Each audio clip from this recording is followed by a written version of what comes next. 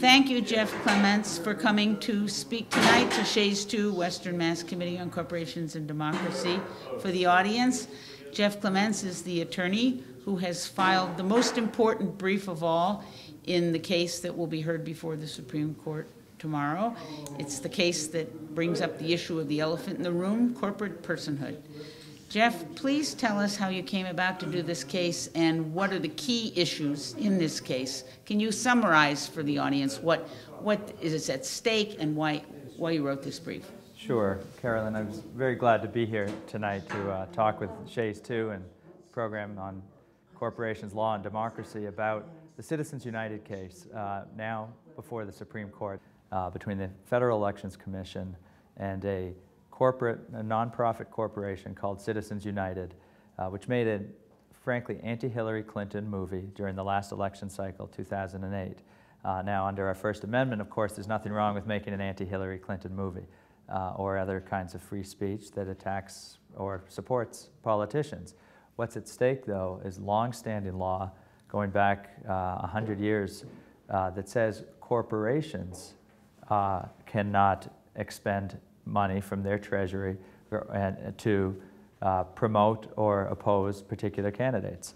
Well, Citizens United is challenging that. This group is trying to take the new doctrine that somehow corporations have First Amendment speech rights to the logical and extreme conclusion that if they have speech rights, then Congress and the states cannot limit corporate expenditures in our politics, in our elections.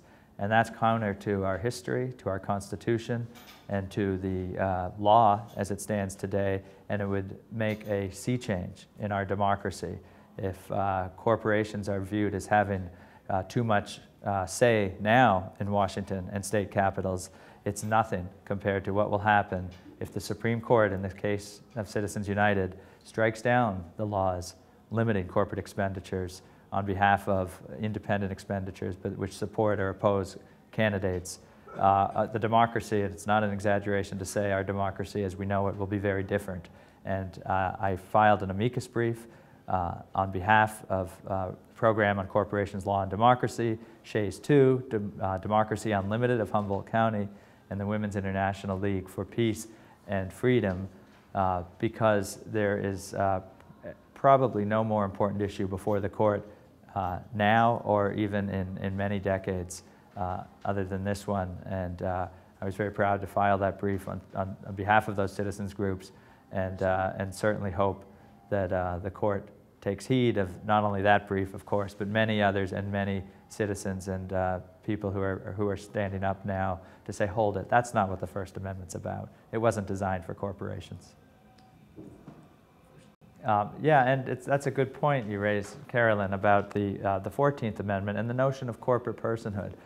The free speech notion really developed in the late 70s and got steam through the 80s and 90s as part of a conservative legal movement that essentially created corporate rights under the Constitution, under the First Amendment, that didn't exist before.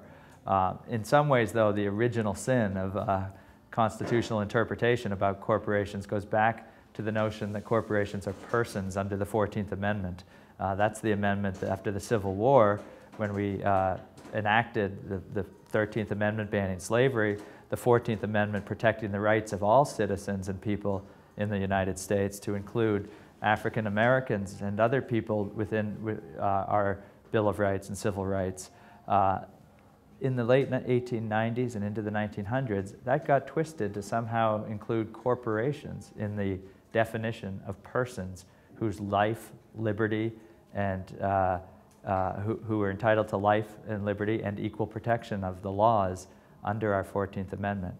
Well, we know corporations don't have life, so that couldn't have applied, and corporations aren't thought to have liberty in the sense of being sent to jail. So it doesn't, there just is not support in the legislative history, the history of the Constitution, and what the people intended after the Civil War when they adopted that amendment to include corporations. So the case now is about the First Amendment and the new notion of corporate speech rights, which was unprecedented until the judicial activist era of the last 20 years by the conservative wing of the court.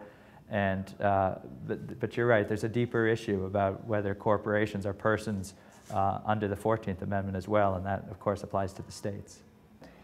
I'm here tonight on the eve of the historic Supreme Court argument in Citizens United v. FEC because I believe that it's critical that we deal with the elephant in the room in this case, the question of whether or not corporations shall be treated as persons under the First Amendment. This case, of course, could have been decided narrowly, did not have to have re-argument, but because the United States Supreme Court has invited re-argument on the very question of whether or not the corporate entity, as we know it, can be able to spend from its general treasury funds in the political process, we now must deal front and center with that question whether corporations shall be given the kind of speech rights that are provided to individuals under the First Amendment.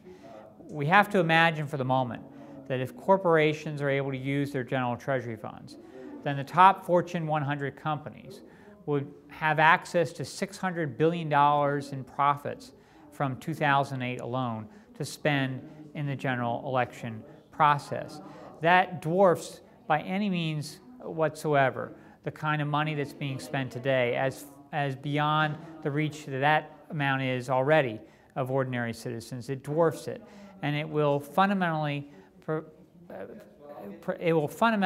present a direct threat to our democracy and to our basic voting rights. So we need to take this on directly, and the way we take it on is to ensure that when it comes to the First Amendment and the protection of free speech, that those rights apply to persons, natural persons, and not to corporations, which are artificial entities with state-based advantages that are designed in the for-profit sense to maximize profits for their shareholders that are provided with state-based advantages to do so.